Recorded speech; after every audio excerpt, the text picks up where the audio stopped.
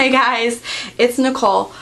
So, I wanted to make this video today because Sadie had her surgery yesterday, and for those of you who don't know, Sadie has radial aplasia, which is basically, I mean, I don't know the broad definition of it, but I know what it means for Sadie. And for Sadie, that means that her radius in her arm is shorter than her ulna.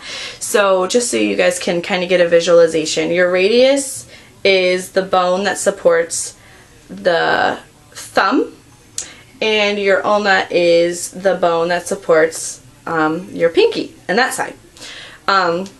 Generally, the radius will grow to support the rest of your hand, and your ulna will get shorter. But Sadie's radius is much shorter, and so what that means is that her thumb doesn't have any support. So her muscles have pulled her hand, and this was since she began developing, you know, at in my tummy. So her hand is actually situated at almost a right angle to her arm. So what the doctors eventually want to do is take that hand and place it on top of the ulna, since her radius is all the way down here. Place it on top of her ulna, and eventually her ulna will lengthen or widen to accommodate her hand, and that way she will have a straight arm, and it will be a little bit longer than it is right now. And it will, you know, as she grows, it will grow with her, and her arm will be a little bit more equal to the other arm. Whew, I'm so sorry. Yeah, so that is the long-term goal. And my long-term goal is right now, because all of her muscles are stretched over a right angle right here, her thumb is really weak, and she has like no movement in it, and the doctors are really kind of hesitant to say that her thumb is even connected to anything, but they're not sure. So I'm kind of believing in a miracle, I guess. I'm believing and I'm hoping that her thumb is attached, and even if it's not like attached by a bone, that, you know, there's still some muscle tone in there, and that she'll be able to move it and use it a little bit. It doesn't have to be like a strong thumb like any other, you know, person that doesn't have radial aplasia, but I would rather her, you know, I would hope that she has a little bit of movement in it at least. But yeah, that's my personal goal, and I believe that once they free those muscles up a little bit, that we'll be able to see better what her function will be for her thumb. Right now, the function of her thumb kind of goes to her index finger, and what she does is she'll pick things up kind of like this. Kind of like she holds things like this. And she writes like this, and she does everything in her hand. She eats, whatever she does. She has never ever used her thumb, and that's just the way that she is. She's always used her index finger as her thumb, and it works well for her. She has no problems. She does pretty much everything that any other normal toddler would do. She just does it differently. And I mean, she's strong enough to pop a cap off of, pop a cap, sorry. I'm from the hood, so I'm sorry. Oh my gosh. But she's strong enough to pop a cap off of like a Crayola marker, and then she can also hold the marker good enough to where she can put the cap back on and snap it, which I've worked as a teacher, and a lot of kids that are like 5 and 6 years old don't even know how to do that. So I'm pretty impressed with my daughter. And I don't know if it's because she has to do things differently, so she has to like think about it more precisely. And she actually has to concentrate on what she's trying to do. I'm not sure, but her fine motor skills for me are phenomenal. So yeah, but anyways, I don't even know where I was going with that, but I don't know, but I'm sorry, I lost track of where I was going. But her surgery, she had her surgery, and basically what it wasn't the centralization surgery. They did not take the hand and put it on top of the ulna yet. They cannot do that until they stretch her muscles out to where her wrist can freely move back and forth. If they just did it right now without stretching the muscle out, the muscle would get really like almost like a Charlie horse, like really bad, and it would pretty much burst. So they have to stretch those muscles out, and they try to do that through splints. Like ever since the day she was born, they've had her in a splint until she was like 9 or 10 months old, And then some stuff went down with our insurance, and the splints weren't working, and when we tried to get new splints, our insurance wasn't covering it, and there was nothing we could do. The reason that, I mean, we tried to go back because there was a problem with the splints and they weren't working. And so whenever we did actually go back to our orthopedic surgeon, who we still could use our insurance for, he was just like, you know what, the splints aren't really doing any good anyways, so let's just go ahead and do this surgery. And we originally had thought that the splints were going to do everything that needed to, all the stretching that needed to be done, so we didn't think that we were going to have to face that surgery. We thought that it was just going to be the centralization, and then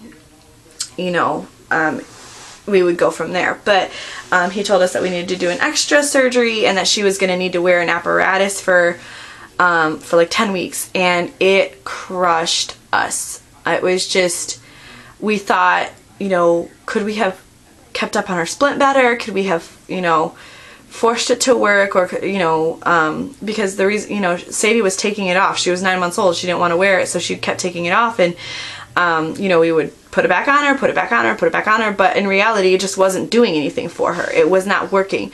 So we're like, blaming ourselves, and we're like wondering, is there another way to do this? We were thinking about getting a second opinion, and just over time we came to the realization that, that muscle is going to have to be stretched out.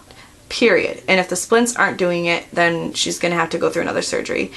And it was just hard because, you kind of envision, her going in, getting a surgery, dealing with the recovery of it, and then moving on. And instead, she had to have a surgery and then, 10 weeks of adjustments to that surgery at least.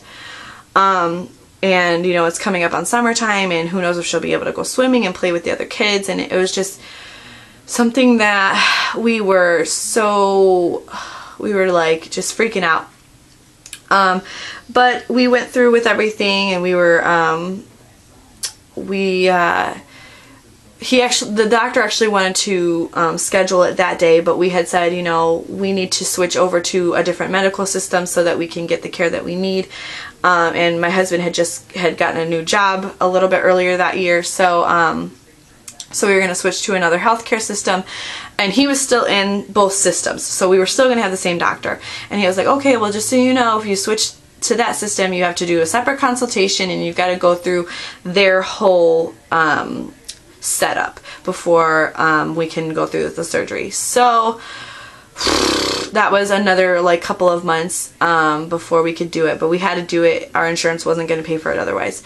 So we met up with him, had our original consultation, and then we had our pre-op appointment, and we were just getting closer and closer. And actually they had told us it was going to be in the beginning of the year, like January originally, and it drug on forever, and eventually they said March 30th. So I was really, really like needing it to be done on March 30th.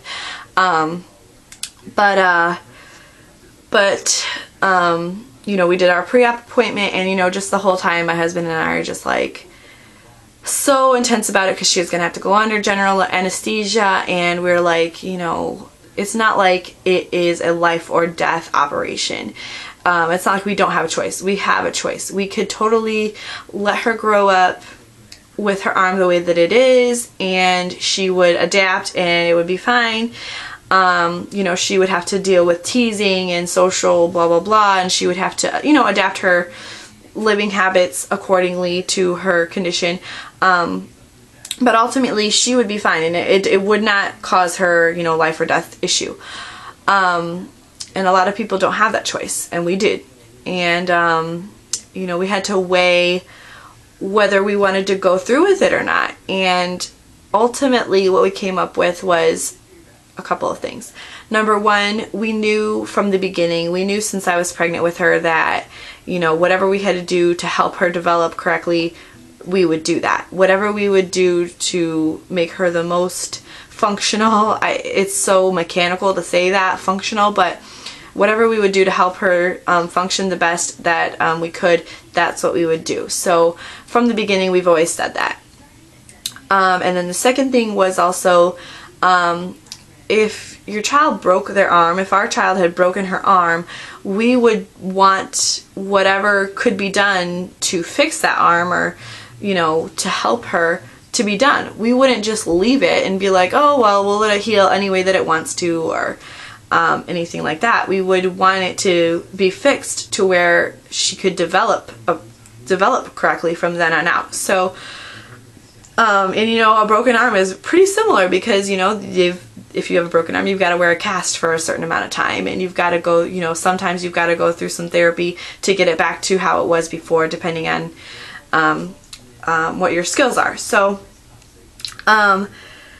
it was difficult in the fact that, you know, on the one hand you're like, okay, I'm putting my kid through this surgery, and do they really, you know, what if something goes wrong and it will be our fault because we put her in that position, and, you know, it's gonna be a little bit painful, and it's gonna throw a wrench in our day-to-day routine, and, you know, do we really want to shake our lives up like this? And another thing that motivated us to do it was, you know, just the thought of her future, and looking back when she's older, is she going to say, you know, if we didn't do the surgery, would she have been like, Mom, Dad, you guys had this choice when I was little where I wouldn't remember anything, where by the time that I had it fixed, I would, you know, just, you know, I would be able to be remembering, or let me say this clearer.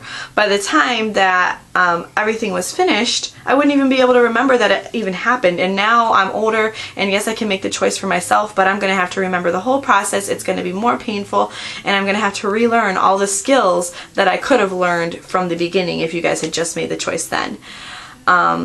And also the fact that, you know, my husband was thinking about pictures of her wedding day, and pictures of her at prom, and pictures of her at homecoming, and you know, just going through high school, you know, having the most optimum use of her limbs and things like that. So those were all thoughts going into it, and eventually we decided, you know, this is what we're going to do. It's going to be hard, but we're going to bite the bullet, and we're going to do it because we don't want to be selfish. We don't want to say, no, we're not going to do this. We're not going to do the surgery because we don't want to deal with it, which I felt is basically what our thoughts would be. Like, we just don't want to deal with it. We don't want to deal with how difficult it's going to be. We don't, you know, we think, we kind of viewed it as it would have been selfish of us to have denied her that. So, you know, because at the rate that we're going along right now, by the time that she's 3, it will have all been behind her. And I mean, how many of us can really remember things from before we were 3 years old? So, and most of the time you can't really remember, you don't really remember the negative things as much as you remember the fun things. So I'm really happy to finally have the ball rolling in the right direction. Sadie went into surgery yesterday morning. We were really nervous. They gave her an oral elixir to calm her down and to start the process of putting her under anesthesia, and she kind of just went wide-eyed and really kind of whoa. And then the nurse took her away, and then like pretty much exactly 2 hours later, we got they let you know that your baby's done in surgery by giving you a buzzer, like you would go to a restaurant and get a buzzer. And so our buzzer went off exactly 2 hours later. We came up, the doctor said everything went great. Her heart was totally fine the whole time on the monitors, and the surgery was completely boring, and he was really happy with the results, and that he would see us in a week for him to take all of the bandages off and to teach us how to work the apparatus. And hopefully in a couple months we'll be able to take it off and centralize her arm and go from there. So a couple minutes later we heard her screaming in the recovery room. I was really upset that I didn't get to be there when she woke up, but that's the way that they did things at the hospital. And I stood right by the door, and I was listening the whole time, and the nurse was like, here, you want some apple juice? And they put on Little Einsteins for her on the TV, and she calmed down. And then shortly after that they brought her out in the hallway to wheel her down to her room, and they called us over, and she like didn't even acknowledge that her arm was all bandaged up and in a sling. She was more worried about her other hand because she had an IV in the other hand and she did not want that in there. She wanted that off. But she was so good, and she sat on my lap in the recovery room and she was eating Jello. And then basically they said, you know, once she pees, she's good to go. So they took the IV out and we got her dressed and we brought her home, and she just is acting like nothing even happened. She's awesome. She's my hero. She's even acting like even more careful around her arm. Like she knows that if she bumps it, it will hurt.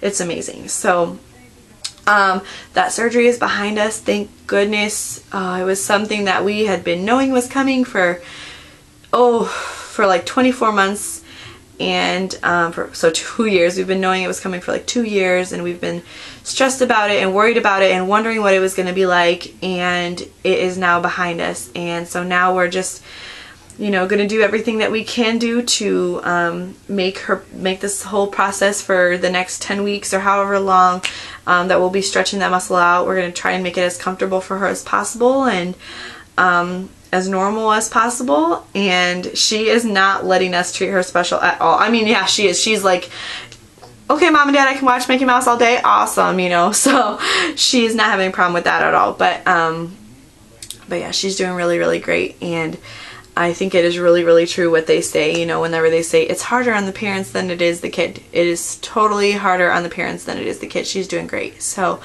thanks for watching, and I will keep you guys posted on how everything goes. Bye. Good morning, Sadie. Say hi, Mom.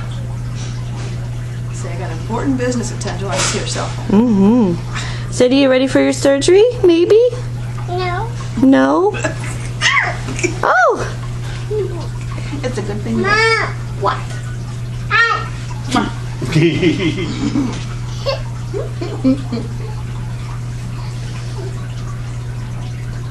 She never gets to play with Grandma's phone, so this is super special. Hello. Lately I've been letting her play one time when we're in my house, when we're not, when we're in our house. Right? Only at home, only at Grandma's. This is a special treat. Today's March 30th, Sadie's surgery day. Hello. Hello. Oh, that was really good. Sadie, are the fishies here? I'm preoccupied, Mom. I should have waited and gave this to her. Who is that? Is that you? Would you want to take that? Alright. Hi, Sadie. Can you say hi? Are y'all done with your surgery? Yeah. You did so good. We were in and out of the hospital in 6 hours. That's so short. You did so good for all the doctors and the nurses, and when they were checking you out. I'm so proud of you. That's a little teddy bear Papa gave you? You look like you're really tired, but you look like you're getting back to normal. That's good. I love you. No? Okay. Alright, see you later.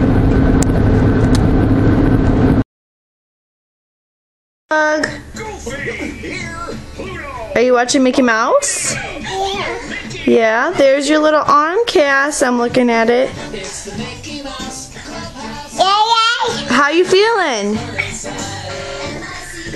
Feeling good? Yeah. Are you having some Jello? You like Jello? Okay. Can you say thank you, everybody, for praying for you? Say it again. Alright, say we love you all. Okay.